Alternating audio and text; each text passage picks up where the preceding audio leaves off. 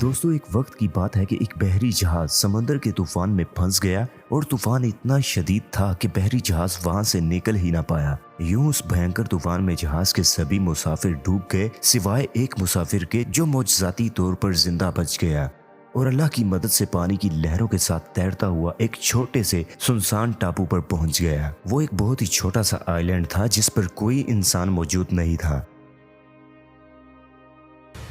जब वहां उस आदमी ने कुछ ना पाया तो वो खुदा से मदद मांगने लगा कि ऐ खुदा, तू किसी को मुझे बचाने के लिए भेज दे या कोई जहाज मेरी तरफ भेज दे जो यहाँ से गुजरे और मेरी मदद करे। यूं इसने रो रो कर बड़ी दुआएं मांगी। पूरा दिन गुजर गया लेकिन कोई उसे बचाने नहीं आया। रात को वो थक हार कर रोते रोते खुदा से दुआएं मांगते मांगते वहीं रेत पर ही सो गया।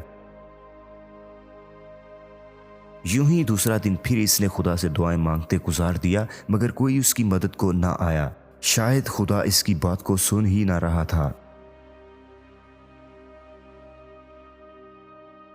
इसी तरह दिन गुजरते गए। वो रोज दुआएं मांगता और मदद की भीख मांगता लेकिन कोई उसकी मदद को ना आया। फिर एक महीना गुजरने के बाद वो हार मान चुका था और उसकी सारी उम्मीदें टूट चुकी थी। अब उसे यकीन हो गया था कि उसकी मदद को कोई नहीं आने वाला और उसने उसी टापू पर लकड़ी की एक छोटी सी झोंपड़ी बनाई और वो वहीं पर रहने लगा। उसे यकीन हो गया था कि अब उसने बाकी की जिंदगी इसी टापू पर ही गुजारनी है। वो खुदा की रहमत से नाउम्मीद हो चुका था।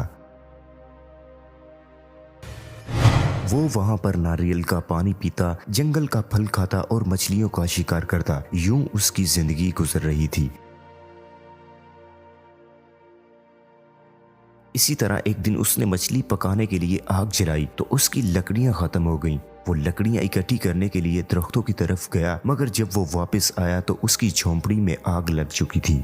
उसकी जलाई हुई आग में से ही कुछ चिंगारियां उसकी झोंपड़ी पर गिरी और कुछ इस तरह उसकी झोंपड़ी को आग लग गई और उसके वापस लौटते ही पूरी झोंपड़ी जल चुकी थी। ये सभी देखकर वो बहुत ज्यादा उदास हुआ और खुदा से शिकवे करने लगा और कहने लगा कि ऐ खुदा, तूने मेरे साथ अच्छा नहीं किया। मैंने मदद मांगी लेकिन तूने मेरी बात नहीं सुनी। कोई मेरी मदद को नहीं आया और फिर मैंने जिंदा रहने के लिए बड़ी मुश्किल से एक झोंपड़ी बनाई थी तो तूने उसे भी जला दिया। यूं वो पूरा दिन रोता रहा और ऊपर वाले को गिले शिकवे करता रहा और बताता रहा।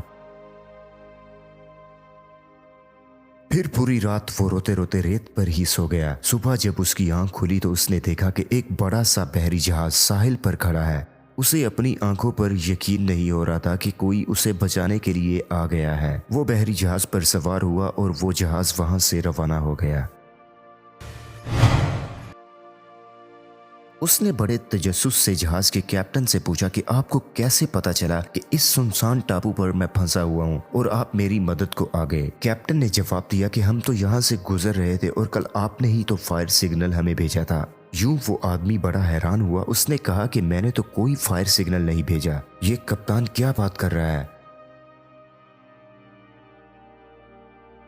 मगर फिर बाद में उसे अपनी जलती हुई झोंपड़ी की याद आई और वो समझ गया कि कैप्टन ने उसी जलती हुई झोंपड़ी को फायर सिग्नल समझा होगा। तब उसे एहसास हुआ कि झोंपड़ी में आग का लगना तो दरअसल में अल्लाह ताला का ही प्लान था मेरी मदद करने के लिए ताकि मैं इस टापू से निकल सकूं। तब उसे खुद पर बड़ी शर्मिंदगी महसूस हुई कि वो ऊपर वाले के बारे में क्या क्या बोलता रहा है और अब वो खुदा का शुक्र अदा करने लगा कि खुदा ने उसकी दुआएं कबूल कर लीं और उसे उस टापू से निकलने में मदद की।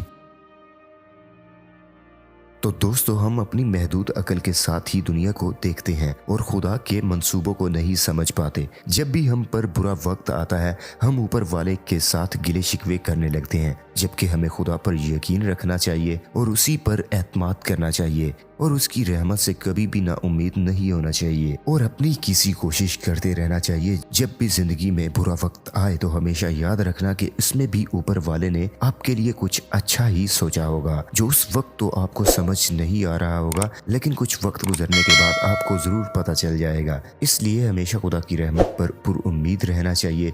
हार मत मानिए और अच्छे आमाल करते रहिए और इस बात पर यकीन रखिए कि खुदा आपकी मदद जरूर करेगा और आपके उस बुरे वक्त को जल्द ही टाल देगा। अल्लाह ताला पर तवक्कुल कीजिए और आगे बढ़ते रहिए।